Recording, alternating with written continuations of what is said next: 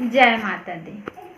आप सभी को मेरे चैनल गरिमा ब्लॉग में आप सभी का स्वागत है। मैं आपको अपनी कहानी बताना चाहती हूँ, क्योंकि मेरे वीडियो में कुछ ऐसा बहुत ख़ास है जिसको देख करके आप लोगों के मन में तो ये चलता ही होगा कि क्यों, कैसे, कब से हैं। मेरे चैनल को लाइक करिए, सब्सक्राइब करिए, शेयर करिए और कमेंट में जय माता दी लिखना मत भूलिएगा। ये कोई झूठ नहीं है, मैं आप लोगों को बार बार बोलती हूँ और आज भी यही बोलती हूँ कि यह झूठ नहीं है जो मेरे साथ हो रहा है। मेरे डाले हुए सभी वीडियो में पूरी तरह सच्चाई है। सभी वीडियो पूरा मेरे परिवार जान मुझसे कह रहे हैं कि मैं वीडियो ना डालूं, तो मैं उनसे ये पूछना चाहती हूँ कि मैं वीडियो क्यों नहीं डालूं, है ना। कोई भी एक कारण मुझे बताए जिसको लेकर के मैं वीडियो डालना बंद कर दूं। और मेरे पास भी कई कारण हैं जिसको लेकर के मैं वीडियो बनाती हूँ, है ना। तो जो लोग भी मेरे पास ये संदेश भेज रहे हैं, मैं खासकर उन लोगों को यही निवेदन करना चाहूँगी कि वो लोग मुझे क्यों का जवाब दे दें। उसी बात कि मुझे ऐसा क्यों होता है और मुझे ही क्यों होता है। मैं जब छोटी थी, जब से मैंने होश संभाला था, तब से लेकर के आज तक मेरे मन में माता रानी के लिए भक्ति की भावना थी। मैं रोज़ डेली प्रतिदिन, तो मैं बचपन से माता रानी को मानते आई हूँ और बचपन से मेरे मन में माता रानी के लिए अपार श्रद्धा और भक्ति की भावना थी। वो कहते हैं ना दोस्तों कि भगवान भी अपने भक्त की परीक्षा लेते हैं।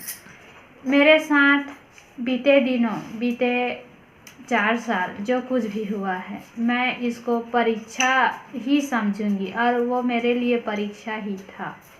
क्योंकि उस समय मैं आप लोगों को पहले भी बता चुकी हूँ कि 2020 से 2024 का समय मेरे लिए अत्यंत ही दुखदायक, अत्यंत ही पीड़ादायक, अत्यंत ही भयानक समय था जिसको मैंने पार किया है। और उतनी कठिन परिस्थितियों में भी मैं पूरी तरह से शारीरिक, मानसिक और आर्थिक रूप से हम पूरी तरह से बिखर वाले शायद गौर किए होंगे तो उनको पता ही होगा कि उस समय मैं कैसी थी, क्या थी, हम लोग कैसे दिन बिताए थे, है ना। तो वो दिन था और आज का दिन है। हमने वो दिन जैसा था ना हम लोगों का, तो उतने भयानक दिन में भी मैंने कभी भी मैं माता रानी की आरती करना नहीं भूलती थी, माता रानी को धूप दीप दिखाना नहीं भूलती थी।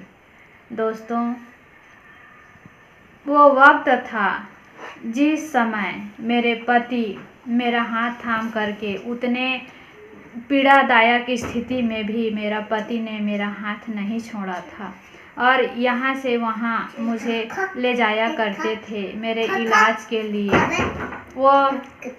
वो दिन मेरे लिए कोई अपना नहीं था उस समय। आज जब मैं ठीक हूँ तो लोग मेरे घर में आ रहे हैं और पूछ रहे हैं कि क्या ये सच है आज जो आप लोग देख रहे हो मोबाइल में। तो उसको पूछने के लिए आज मेरे घर तक आ रहे हैं, है ना, मेरे रिश्तेदार। लेकिन उस समय, जिस समय मुझे उनकी अत्यंत आवश्यकता थी, मुझे उनके सहारे की, उनके सलाह की अत्यंत आवश्यकता थी, उस समय उन्होंने मुझे एक बार भी नहीं पूछा था कि गरिमा कैसी है, क्या लगता है तुझे। एक बार भी किसी ने नहीं पूछा था। तो वो कहते हैं ना दोस्तों, अपनों का पता तभी चलता है जब कोई कठिन परिस्थितियां होती है ना।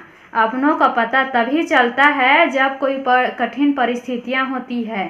अच्छे परिस्थितियों में तो सारे दौड़ आते हैं, लेकिन कठिन परिस्थितियों में साथ वही देता है जो अपना होता है।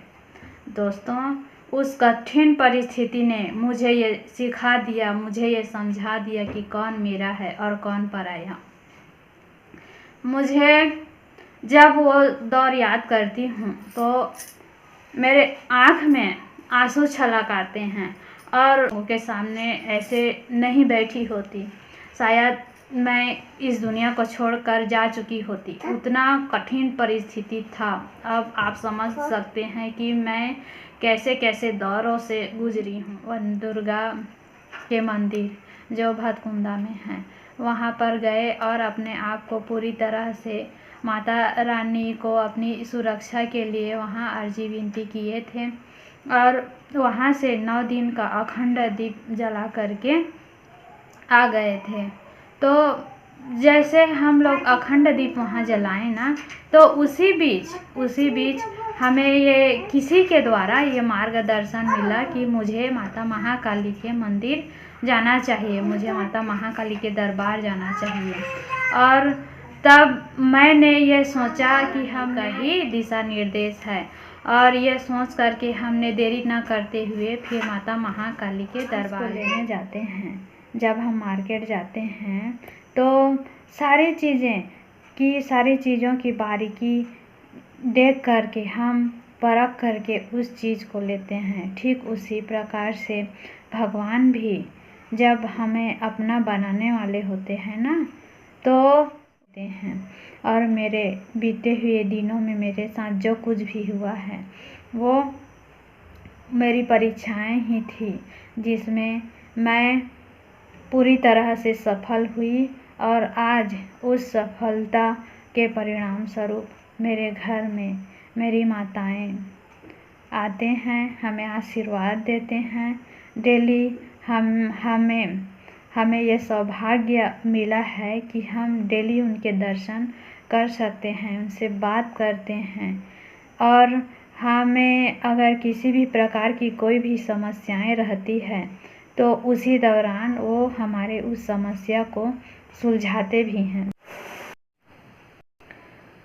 और इस तरह ये मेरी भक्ति के कठिन परीक्षा का ही परिणाम है, जो आज मुझे माताओं की असीम कृपा प्राप्त हुई है।